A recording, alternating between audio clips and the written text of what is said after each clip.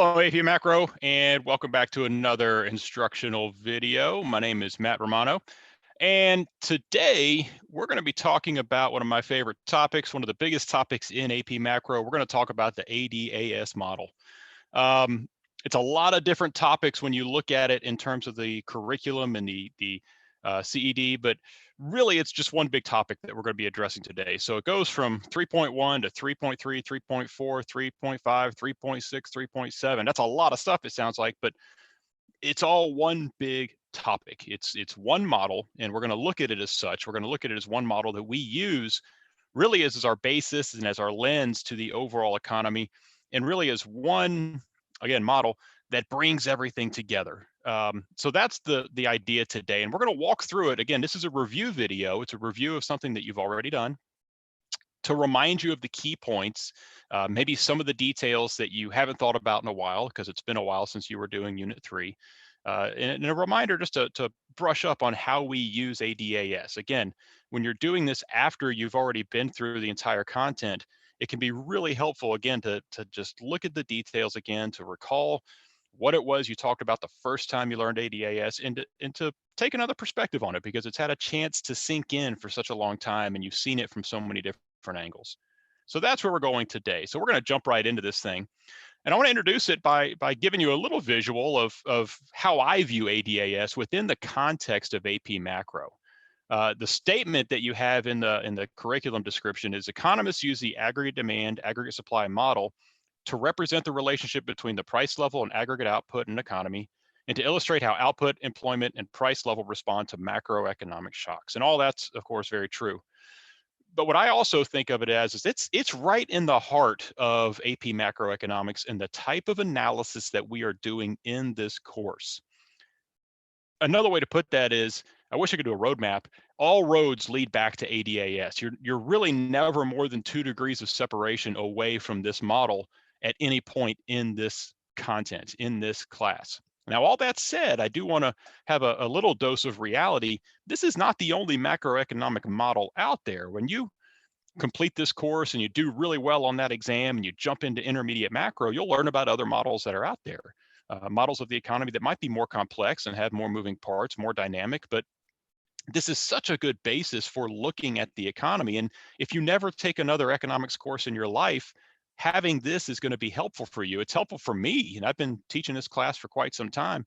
It's going to be helpful when you're reading the news and you're keeping up with indicators and you see what's happening, or you're making decisions when it comes to elections and who you're going to vote for and what do you think they ought to do.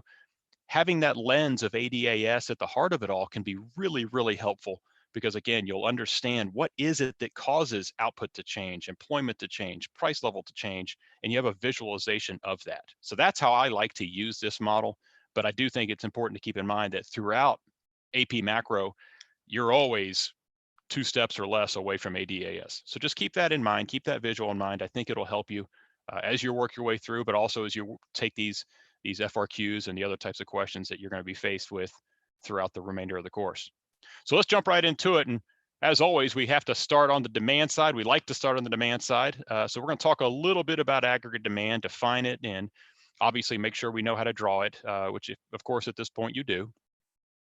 You learned back in Unit 2, when you first started talking about markets, you learned about demand and supply, and you start with demand. And hopefully you've associated the word demand with buyers. It's the buyer side of the market, of any market that we're talking about. Well, here, we're not talking about a market. We're talking about an economy, but we're still taking the buyer perspective.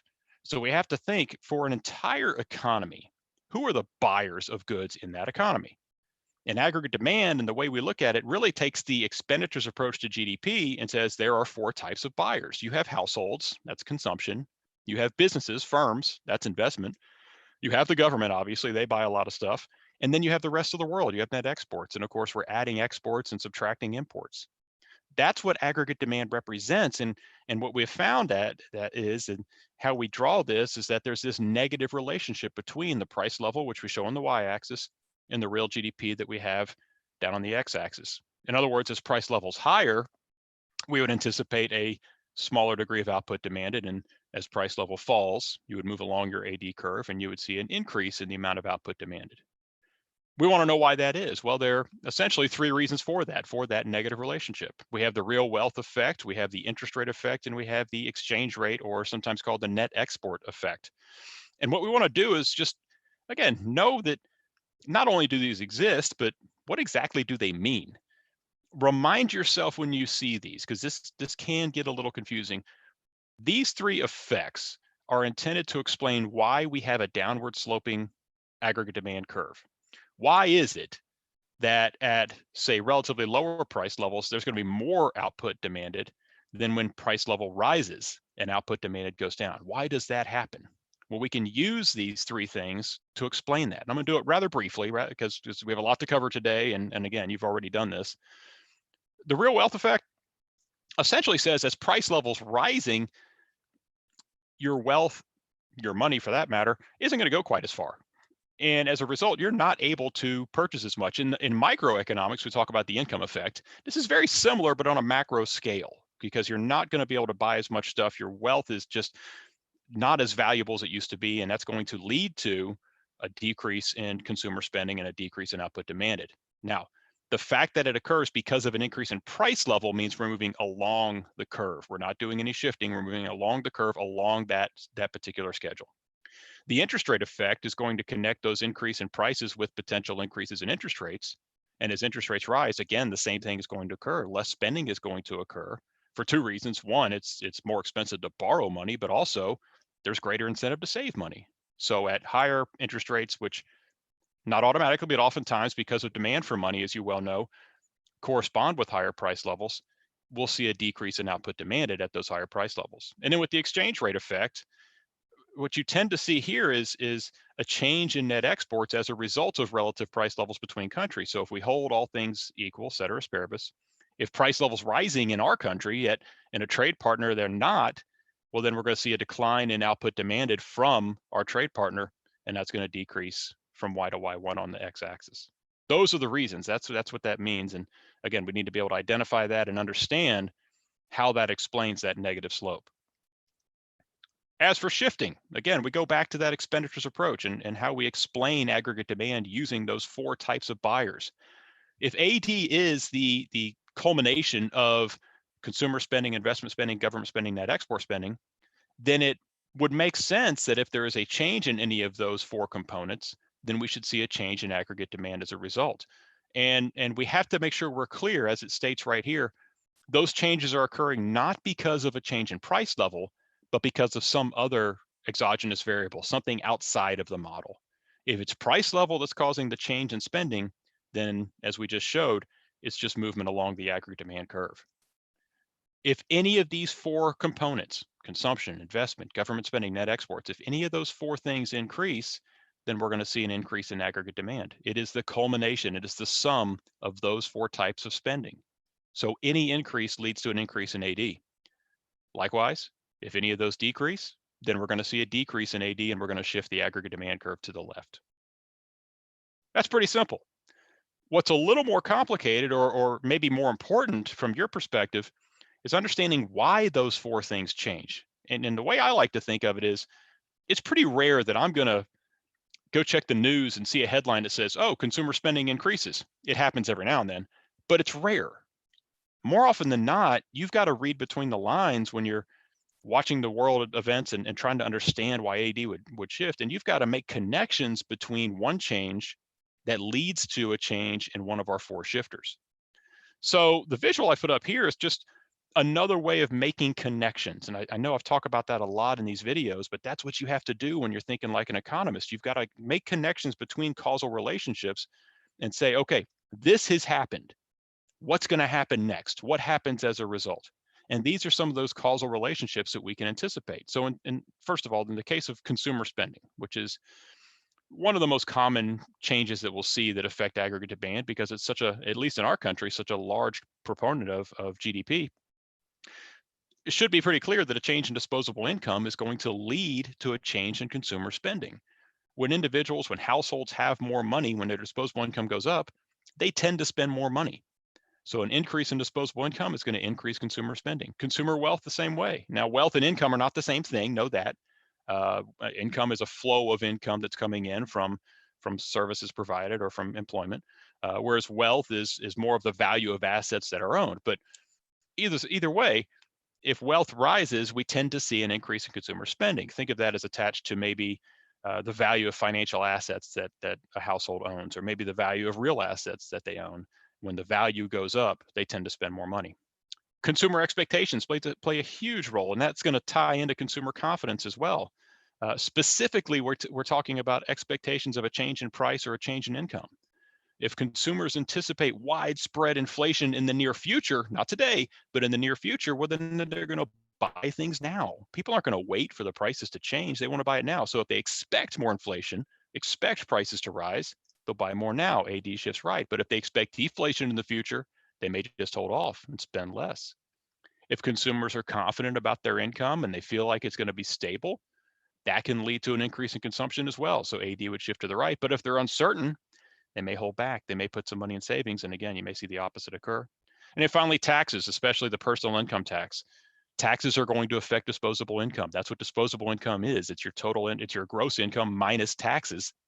If tax rates rise, disposable income falls, and consumer spending is going to fall as well. Taxes cut, disposable income goes up, consumer spending goes up. We know that. We know that because we did fiscal policy already, and we know that's how that connection goes. Investment spending, again, always remind yourself, what is investment spending? It's primarily business spending. It's businesses spending money on capital. And really, it's businesses spending money hoping to earn more money in the future. That's what the term investment implies. Investment spending is going to be impacted by interest rates, which are influenced by monetary policy. They're going to be influenced by expected returns. In the case of interest rates, we've got an inverse relationship there. If interest rates are rising, then we assume investment spending is going to fall. Now, it's not the only interest-sensitive component up here. Consumer spending will change some as well, but not all consumer spending is going to be interest-sensitive. Big durable goods, interest-sensitive. Going out for lunch, not really interest-sensitive. Expected returns, remember, businesses are spending money expecting to get money back. If the expected returns are higher, then we can anticipate investment spending being higher. If expected returns are lower, which is maybe a sign of uncertainty or low confidence by businesses, if expected returns are lower, we expect investment spending to be lower as well. So again, just a couple of bullet points here that could affect expected returns, expected future business conditions, the current stock of physical capital, how much capital is currently there, ready to be used. If there's a large degree of it, there's not a lot of return on investing in new capital. But if it's shrinking because you're using your capital so much, well, then it might be a higher return. You might want to increase your investment spending. And of course, business taxes, corporate income taxes being a great example of that. If business taxes are going up, well, then expected returns are going to go down, and we would conclude a decrease in investment spending. Change of government spending is directly tied to fiscal policy. We're not going to talk about that today. That's a topic for another day. It's just good to know that that's where that comes from. It's a political function, essentially. And we'll talk about that in more detail in another video. But for here, it's enough to say that if government spending goes up, aggregate demand goes up. Government's purchasing more too. If government spending goes down, AD shifts left. And then finally, net export spending, national income abroad and exchange rates. National income abroad, again, think of a trade partner. We're in the US and you think of the US and Canada. If national income in Canada is rising, well, they're going to buy more goods. If that's your trade partner, that's going to increase exports to, in our case, to Canada. Aggregate demand is going to increase. Exchange rates, students sometimes struggle a little bit with this one. Looking internationally at the value of a currency, if the currency here in the United States is getting weaker relative to that of a trade partner, that means that our goods are going to be cheaper, and that's going to increase exports, and that's going to increase aggregate demand. Opposite is also true. If the dollar is appreciating relative to, say, the Canadian dollar, then the US goods are now more expensive. Our net exports are going to go down. AD is going to shift to the left. Okay, that was quick, I know, but again, we've done this. You've done this. Your teachers, I'm sure, did this a long time ago. This is really a refresher just to make sure that it's all making sense. Now let's practice it a little bit. A couple situations here, more than a few situations here.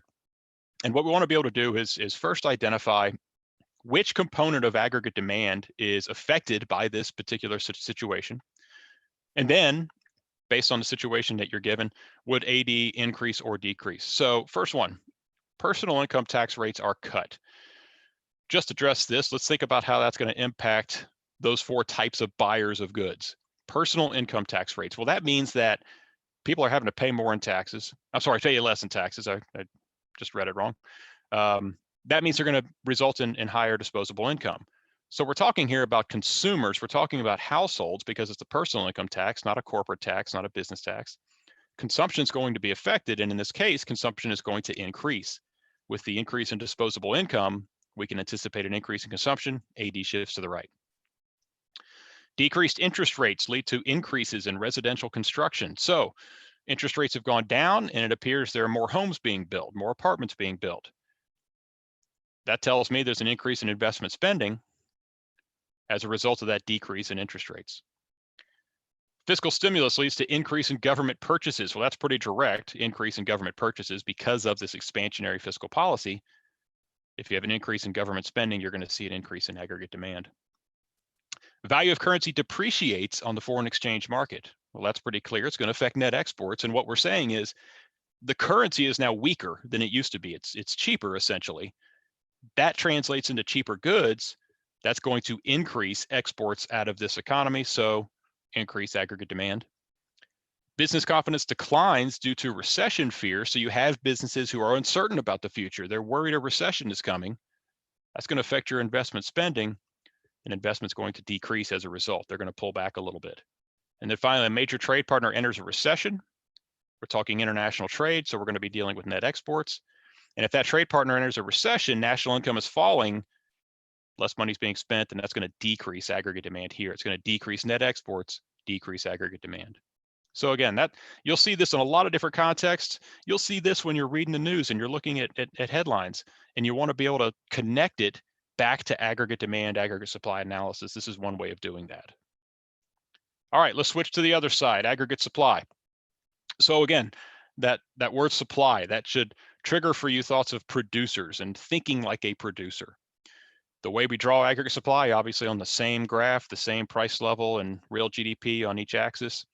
And we have an upward sloping aggregate supply curve. The SRAS is going to demonstrate a positive relationship between price level and the quantity of goods and services supplied in the economy.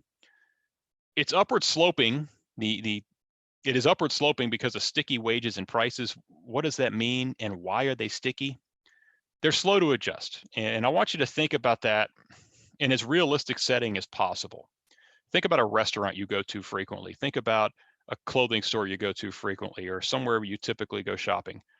Not a gas station, that's different because those prices fluctuate all day. But typical retail stores, you don't see prices fluctuating day to day. If you go to a chain restaurant, you go to a fast food restaurant, they're not going to change their prices based upon the wholesale market changes. They're going to be consistent. That's what this is saying right here. Prices are relatively consistent in the short run. Now, in the long run, that's different. There's time to adjust, and markets will adjust over time. But in the short run, prices are relatively sticky. They don't tend to change too much. Wages are the same way. Nominal wages are not going to change from day to day. You can't do that as you're working. A lot of times those wages are locked in by a contract. Even if they're not, it just doesn't make sense. People aren't going to go asking for a raise every day. Hey, I worked hard today, you should pay me more per hour. That's not how it works. It does take time, and typically those aren't going to change until people recognize a change in the inflation rate, a change in price level, or expected change in inflation rate. That's what's going to eventually cause those changes. So that's the assumption we make, and that's the reason we have the upward sloping curve. Factors that cause production costs to change, such as I just mentioned, inflationary expectations, those are going to cause SRAS to shift. And I like to highlight a few more specifically just to help us with those shifters and to make sense of the exact situations that are going to cause SRAS to shift right and shift left. So 3 categories that I like to focus on that are going to cause shifts of the short run aggregate supply curve. Input prices, which essentially is what was just stated, productivity, and then legislation, government action aimed at businesses. So let's talk about each one just a little bit here. Input prices would be the price of factors of production, the price of commodities, those things that firms are purchasing to make the goods that they need to make.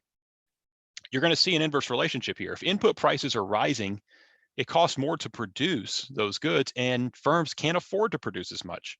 So as input prices rise, we're going to see a leftward shift in the short run aggregate supply curve. So an increase in, think of major factors of production or major commodities that a lot of firms are going to use. They affect a lot of industries. Think oil and steel and plastic and just those big, big, big commodities.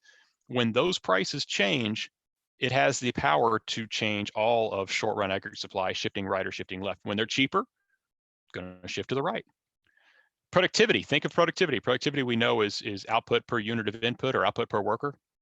If there's an increase in productivity, when productivity gains occur due to technology or changes in capital stock, capital formation, that term we used when we learned about economic growth in Unit 5, that's going to increase. And when it does increase, it's going to increase the short run aggregate supply curve and shift to the right.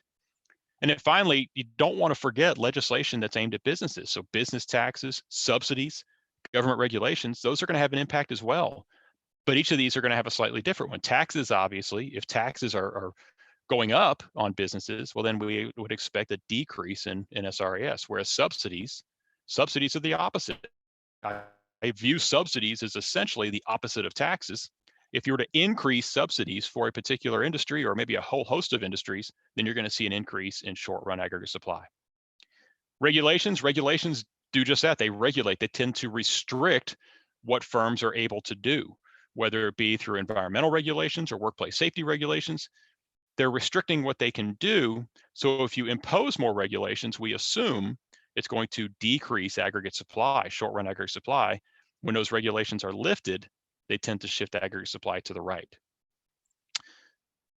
The bottom line here, this is how I really like to think of it. It might simplify everything so you don't have to try to memorize all these different lists and shifters. Does it make it cheaper and easier to do business? If it does, the short run aggregate supply curve is going to shift to the right. In other words, if input prices are falling, it's cheaper to do business. It's easier to do business when regulations are lifted. SRAS shifts to the right. Does it make it more expensive or more difficult? SRAS is going to shift to the left. Input prices are rising, it's more expensive. Higher taxes, higher regulations, it's more difficult. SRAS is going to shift to the left. That's a really simple way to approach the short run aggregate supply curve. You're always going to be right if you stick to those two questions and those two rules. Let's do a little practice with it. All right, so again, same scenario, same thing we did with aggregate demand. Got a few different situations, and we want to analyze using those shifters, what's going to happen to the short run aggregate supply curve? Is it going to increase or is it going to decrease? So the first one, major commodity prices such as oil fall. So we have a decrease in commodity prices. Which of those categories was it? Well, that's an input price. It's an input price, and we're seeing that input prices are falling. So as a result of the decrease in input prices, it's cheaper to produce. SRAS is going to shift to the right. It's going to increase.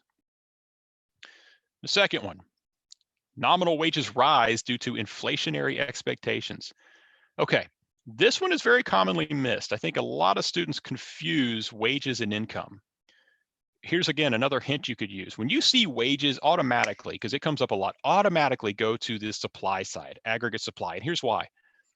Wages are the cost of labor.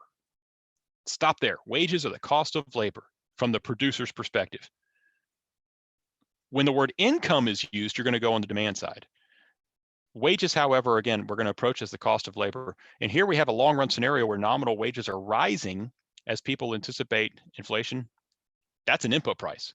And we have an increase in input prices, making it more expensive to produce. We're going to see a decrease in the short run aggregate supply curve. Remember, wages, supply, income, demand. New regulations on businesses restrict production techniques. So we have imposed new business regulations. They're not able to do as much. That's a legislation affecting businesses. And with higher degrees of regulation, you're going to see a decrease in the short run aggregate supply curve. A decrease in corporate income tax rates. Again, that's obviously legislation. And what's happening here? They've decreased corporate taxes. By decreasing corporate taxes, that frees up businesses to do more.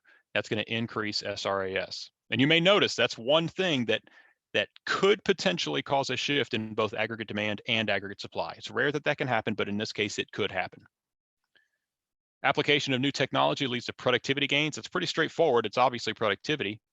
If there is new technology, you're giving workers better tools to use, better better machines, better capital, whatever it happens to be, obviously that's going to lead to an increase in SRAS. And then finally, new legislation reduces subsidies for major industry. Legislation, they've reduced subsidies. They're taking subsidies away. That's going to make it a little more difficult, a little more costly to do business. That's going to decrease the short run aggregate supply curve. All right, so again, that was just a little practice for us just to make sure we can apply those shifters, because that's ultimately what it's going to come down to when we deal with this model as a whole. We want to see what's going to happen when these changes occur in the economy. All right, a couple more notes about SRAS, and then we'll move on to the long run. The curriculum likes to point out that when you move along SRAS, now stop right there, think about why that would happen. Why would you move along SRAS? These things don't happen in a vacuum. This is describing what happens when there's a shift in aggregate demand. Moving along the SRAS, an increase in price level is associated with an increase in output, which means employment must correspondingly rise. With the labor force held constant, unemployment will fall. So there's a short-run trade-off between inflation and unemployment. A little foreshadowing there of something that was going to come later in the term, something that comes later in the course, something we've already talked about in these review videos. Obviously, they're talking about the short-run Phillips curve. And what they're saying, the connection they're making is when there is a shift of aggregate demand, in this case, a rightward shift of aggregate demand causing an increase in output, you're going to see that trade-off occur. So knowing that makes it a little easier to connect ADAS analysis with what you know about the short-run Phillips curve. Moving to the long run, let's make that distinction first. We need to make sure we understand the difference between a long run and short run time period or time horizon. First things first, make sure you understand when we say time horizon, short run, long run, it's not defined by any amount of time. There's no amount of days or months or anything else that says, okay, we hit this number of days, now you can go to the long run. It doesn't work like that. Long run, short run is determined by conditions that are present in the economy. So in the short run, we're going to hold some things constant, okay? They're going to be fixed input prices. They're going to be fixed wages in particular. In the long run, all of that stuff's going to be flexible. It's all going to start changing, and we're going to start seeing changes in potential output as a result of those changes that occur. But in the short run, we are holding prices and wages constant. They are fixed.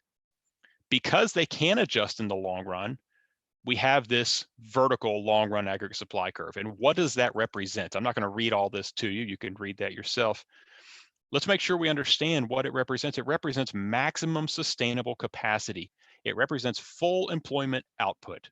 It represents the same thing the PPC represents, which is that simple model we did in Unit 1 that I know everybody understands. And it's important that you make that connection.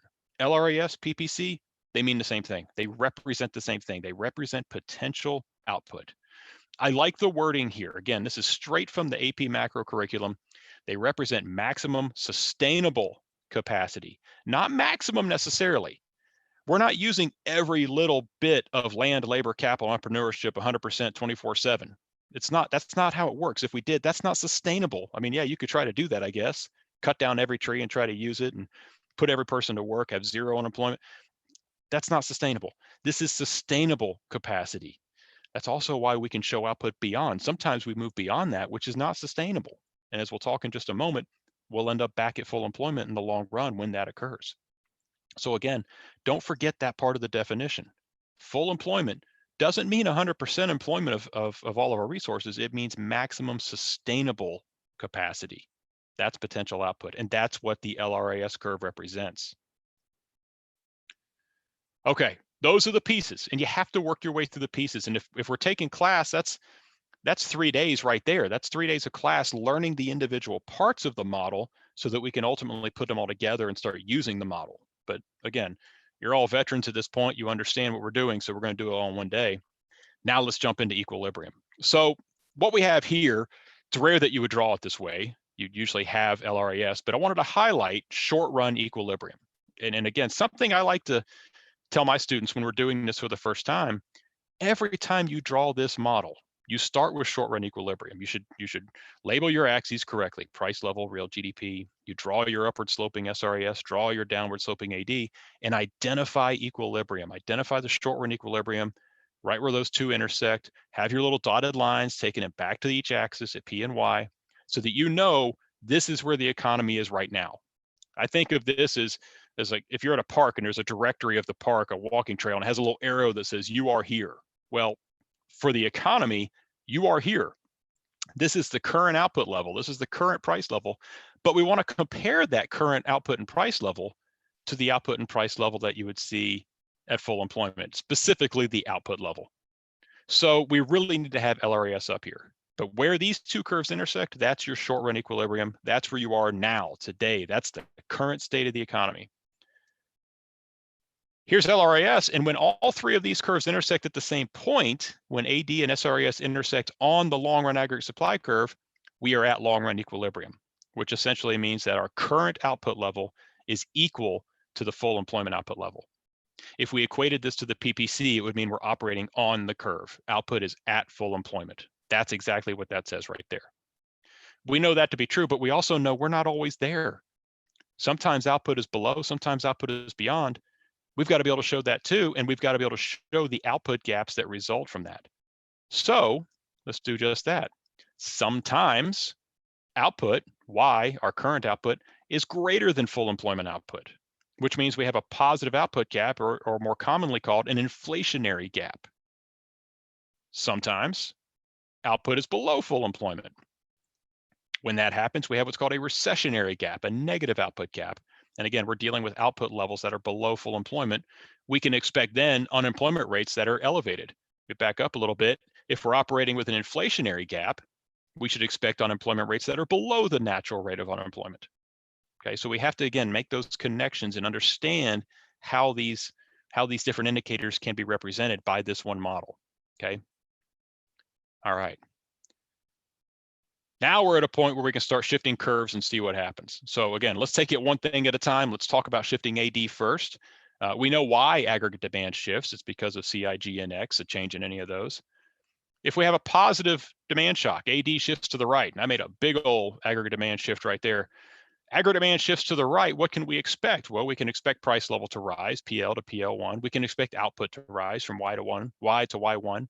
And even though unemployment's not on here, we can expect a decrease in unemployment. And why is that? Well, with output increasing, this is a short run change. With output increasing, producing more goods, we anticipate people being hired. Employment rises, unemployment falls. That's the assumption we can make. Back to inflation, with that price level rising, we can actually call that a specific type. That is demand pull inflation. So prices are rising here because of that rightward shift of aggregate demand. We have what's called demand pull inflation. Of course, if we had a negative shock, if there was a decrease in consumer spending or investment, government spending, net exports, AD were shifting to the left and all the opposite things would occur. Price level would fall, output would fall, unemployment would go up. People would be laid off as a result. On the supply side, obviously, aggregate supply can increase or decrease. Here, I'm going to show a decrease in aggregate supply. So SRAS is shifting to the left, causing price level to go up, causing output to go down. And we would assume unemployment goes up as well. This is also illustrating some inflation. This is cost push inflation.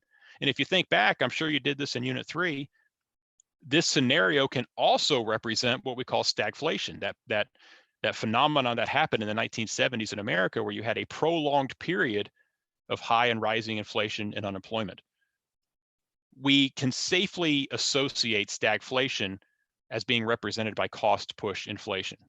So just know that little fact, because it does come up from time to time. That's all the result of a leftward shift in aggregate supply. Why would that happen? Increase in input prices, increase in oil prices, increase in wages, increase in a lot of different, whatever you can think of, major commodity prices. Could be a decrease in productivity. We don't see that a whole lot, obviously, but it could, in theory, happen. And it could happen because of increased regulations, increased taxes, or a reduction in subsidies. So again, think about those shifters and think about how they can be applied in different ways to cause these different results. Finally, we want to get to long-run self-adjustment. We're not going to talk about policy today. That's going to come next. We're going to come back and think about what policymakers can do. That's that phase 3 that I was talking about the other day. What do you do about the economy when it's not where you want it to be? For now, let's think about what happens in the economy when there is no policy and an output gap exists. What's going to happen to bring output back to full employment. Because as long as there's been a field of economics, going back to Adam Smith, there's been this assumption that in the long run, economies will self-correct. And yes, I know Keynes said in the long run, we'll all be dead. That's a big reason why we talk about policy so much. It's still true that we want to know what would happen if there was no policy action. How are we going to get, how does output get back to full employment output? We attribute that change to the long run adjustment of wages and prices. We're going to look at it two different ways.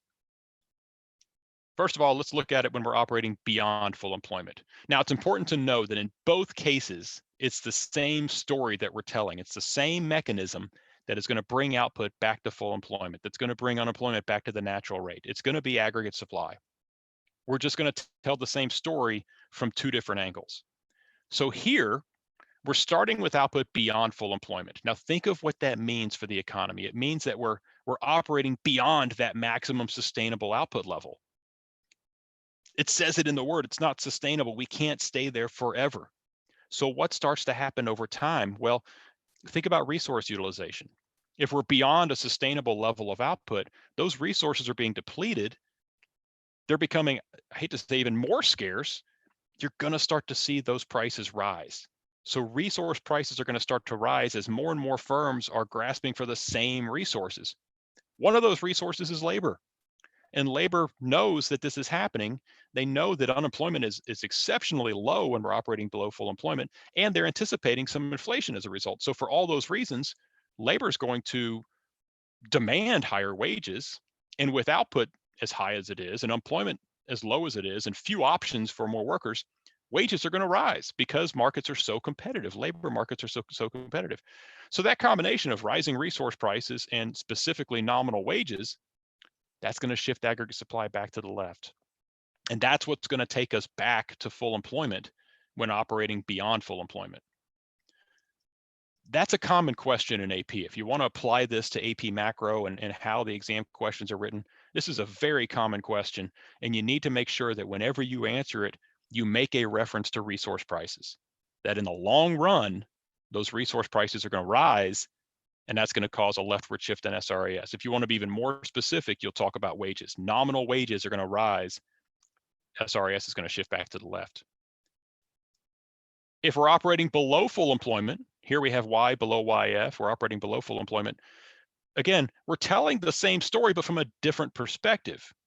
Now think about resource utilization. Let's think about output. So output's below full employment. Unemployment's higher than the natural rate. So people are out of work who would like to be working. Resources aren't being utilized as much. If we're in a PPC, we're below the curve, so you have idle resources. If this goes on long enough, and we're assuming no policy action, so it's going to go on for a while, if this goes on long enough, we're going to see resource prices fall because they're not being used. They're idle. They're waiting around for use. You might even see workers accepting lower nominal wages. They've been out of work for an extended period of time, and this can happen. When those two things occur, resource prices fall, specifically nominal wages, SRAS shifts back to the right, and we wind up back at full employment again. So again, that's the story that we tell for self-correction, for that long run self-adjustment that occurs in an economy when an output gap exists. Fact of the matter, in the real world, we don't see a ton of that because we see so much policy action stepping in before that can happen. But it's still important to understand what long run self-correction is. Finally, one more piece.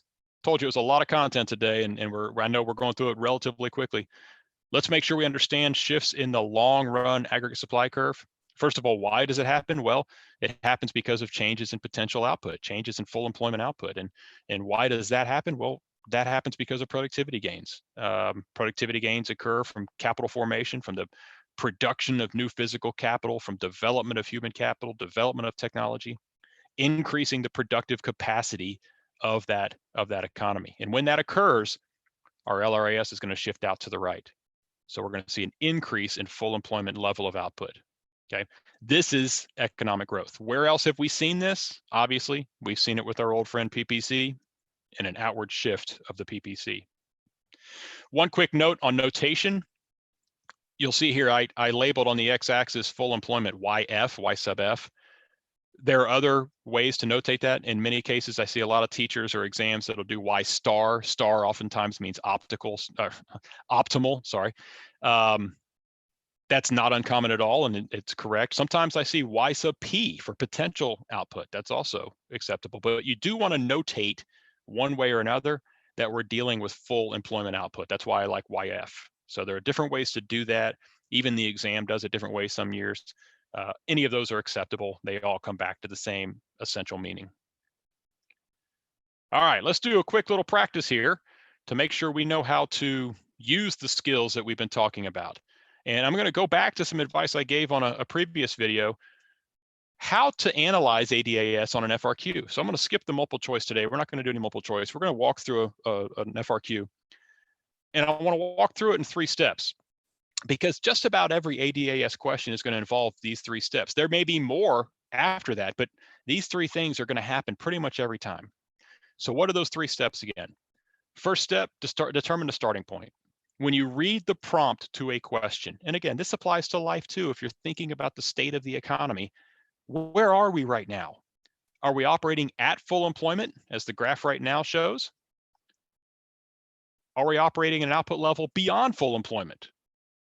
Or are we operating at an output level below full employment? Somewhere in the prompt, you've got to find that. And you may have to search for it, but it'll be there. It may not just say we're beyond full employment or below full employment. It might say recessionary gap, inflationary gap. It might compare unemployment to the natural rate. There's a lot of different ways this can be stated, but you've got to identify that first and then draw the graph appropriately. So do that first. Find the starting point. Are we at, beyond, or below full employment? Second, identify the change. There's going to be a change. There's going to be a shift. We've got to show something. Did aggregate demand shift? Was it CIGNX? Did aggregate supply shift? Was it a change in production cost or something that would impact production cost? Did it get easier and cheaper? Did it get more difficult and more expensive? You've got to ask yourself that. Then, of course, apply that change. Once you've done that, make your conclusions. What happened to output as a result of that change? What happened to price level? What happened to employment? Those big 3 indicators are affected every single time. That's why ADAS is right there at the heart of AP macro and macro analysis. We want to see what's happening to those 3 indicators. So you're going to make those conclusions. Now, you may go on to another step. Some questions are going to ask you a little bit more. The question we're about to do does that, but you're always going to have to do this. If you're using the model properly, you're going to have to go through these 3 steps. So let me demonstrate that on a question, a practice FRQ, and see how we do with it. The economy of Moneyland has an actual unemployment rate that's less than the natural unemployment rate. Now, you reading that the first time, you're probably already picking up on things. You should be triggered by what you see here, and it says, "Oh yeah, I know what they're talking about already." It's really a hint of what's to come. Part A is going to ask us to draw a correctly labeled graph of the long-run aggregate supply, short-run aggregate supply, and aggregate demand curves. Show each of the following: PL1, Y1, and YF. Suppose investment spending on plant and equipment increases. The graph in part A show the effect of the increase in investment spending on the equilibrium price level and real output in the short run. And then C, assume instead the government of Moneyland decides not to take any policy action. Will short run aggregate supply increase, decrease, or stay the same in the long run? Explain. Okay, full disclosure, I skipped a part because I didn't want to put policy in this question because that's the topic for the next lesson. So that instead seems irrelevant now. I skipped a section. Let's look at part A. Again, back to the prompt. The economy of Moneyland has an actual unemployment rate that is less than the natural rate. Draw a correctly labeled graph of ADAS. Step 1, we have to identify the starting point. Where are we? Where is our current output level relative to full employment? There it is. Take out your highlighter, take out your scratch paper, write it down. Actual unemployment, and I wrote it down wrong there, my first typo.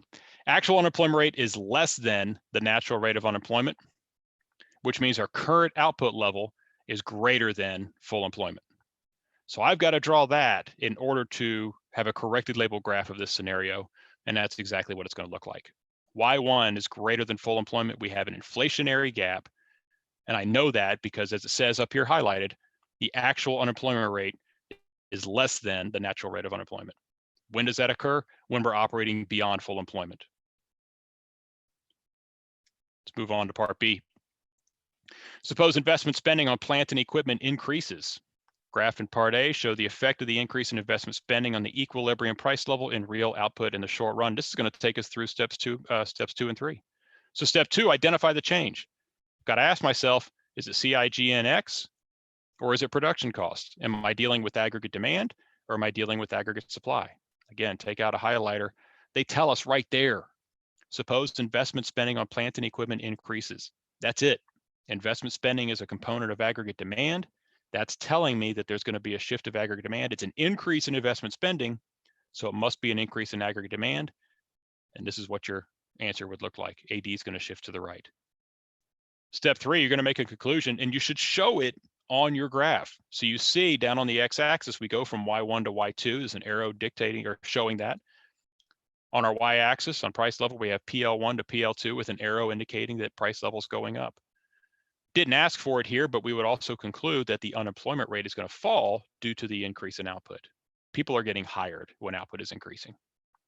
Now there's a part C here. Assume instead the government of Moneyland decides not to take any policy action. Will short-run aggregate supply increase, decrease, or stay the same in the long run? Again, go back. This is a reminder. Where are we now? We're at output level Y2, and we're operating beyond full employment. So translate, what's the question asking? It's asking us, how do we get back to full employment when the economy is operating beyond full employment? SRAS will decrease. Why? Because of an increase in input prices or an increase in nominal wages. Now, this is directly from the rubric for this question. You could answer it a lot of ways, but you've got to incorporate that increase in input prices. Obviously, you can be more specific and incorporate an increase in nominal wages. Any of that will do, but it's got to be that. You can't, here's a common mistake. You can't say SRAS will decrease because of self-correction.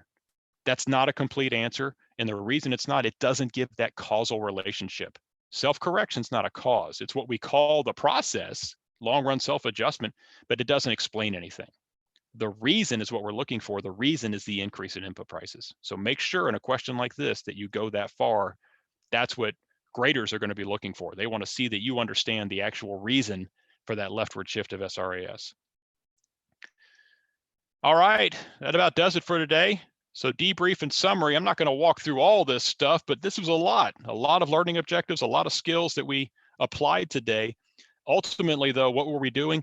We're putting together this ADAS model that's right there at the heart. It's 2 degrees of separation from everything else in the course, and it's something you're going to have to use a whole lot in the class, and I hope in your life when you're looking at the economy, when you're looking at changes that are occurring in the economy and trying to better understand why those changes are happening. Go through the lens of ADAS. It's a great lens to use. Well, that about does it for today. As always, I'll remind you, cb.org/tech is where you need to go if you're concerned about the exam, if you're concerned about connectivity or any tools that you need to show what you have learned and to do your best on the upcoming exam. And of course, we all want you to do your best on that. I thank you for watching, and hope you'll join us again, and I hope you are well wherever you are. Have a great day.